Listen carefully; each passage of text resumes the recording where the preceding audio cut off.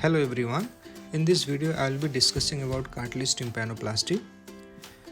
So let's start by harvesting the cartilage. Place a gauze piece over the pinna so that it gives us support for performing the cartilage harvest. Now we have to make an incision over the cartilage soft tissue. You can use knife or monopolar cutting mode.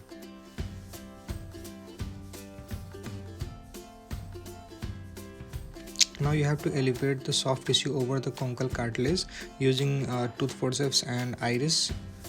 Make sure you elevate just above the cartilage, not to leave any soft tissue over the cartilage.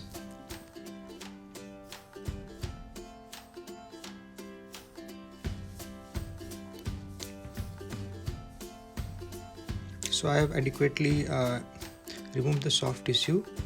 Now use double hook to retract and to give an adequate exposure of the cartilage so that you can get a good exposure and comfortably you can remove the cartilage.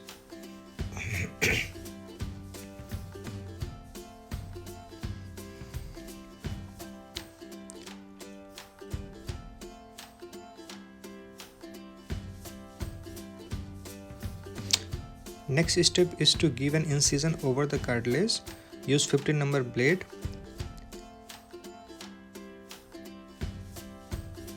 Here I am removing a little bit of soft tissue that was left above the over the cartilage. It's better to clear the soft tissues at this step before removing the cartilage. Now I am giving an incision.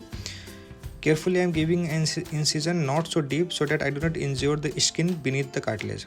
Now I would suggest you to turn the blade upside down. This is a very good technique to prevent injury to the skin which is underneath this cartilage. See, the blade is upside down. So I am carefully giving an incision all around.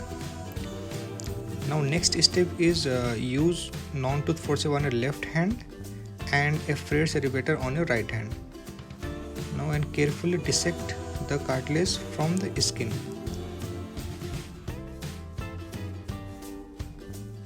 You can hold the cartilage very gently with a non-tooth forceps and keep separating the cartilage and the skin with a fresh elevator.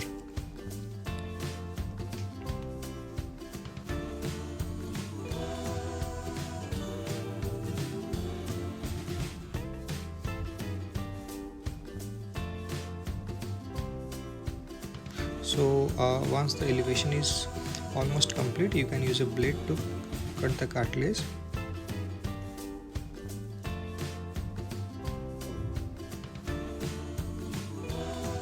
So this is the complete harvest of a conchal cartilage for your cartilage shielded tympanoplasty.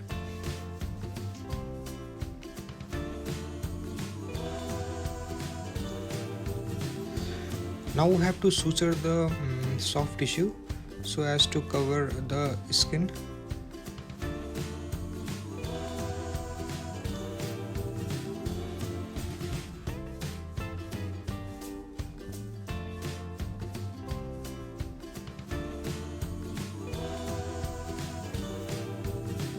You can give couple of sutures, that is sufficient, and since you have not injured the skin, it's enough that you give couple of sutures.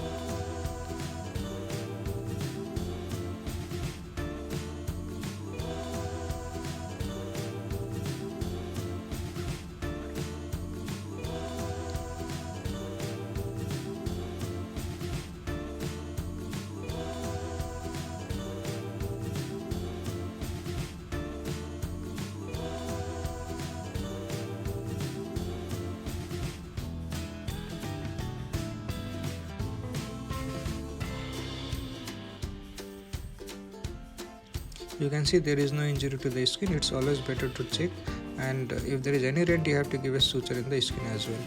But if you use proper technique, there will be no injury. So here I have already elevated a posterior and anterior flap. I have elevated it 360 degree. This was the case was of subtotal perforation. That's why I usually perform 360 degree elevation of flap. I haven't shown the technique here in this video, but in some other video I will show how to elevate the flap 360 degree. So So elevating the posterior flap, making a way for the cartilage. Here I have trimmed the handle of malleus using malleus head nipper. Now we will place the cartilage. I have made a V shape of cut so as to accommodate the handle of malleus. It's always better you have a gross idea what's the size of the middle ear. The cartilage should not be very small, not very big. So this is the adequate size of cartilage that will fit in the middle ear. Then using a crocodile forceps and suction, you can gradually place the cartilage in the middle ear. Here the cartilage has perfectly fitted into the middle ear cavity.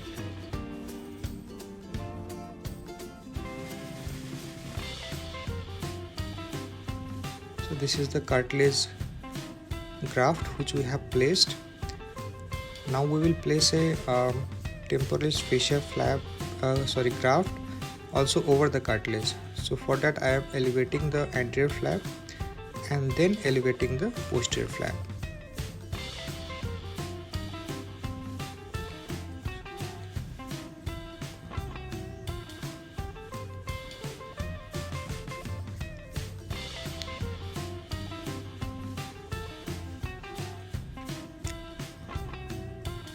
Now we are placing a temporalis fascia graft over the cartilage.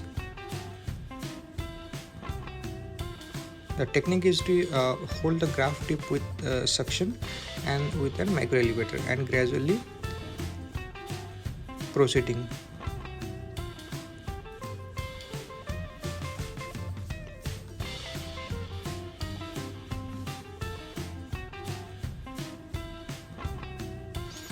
Now we will reposition the posterior flap.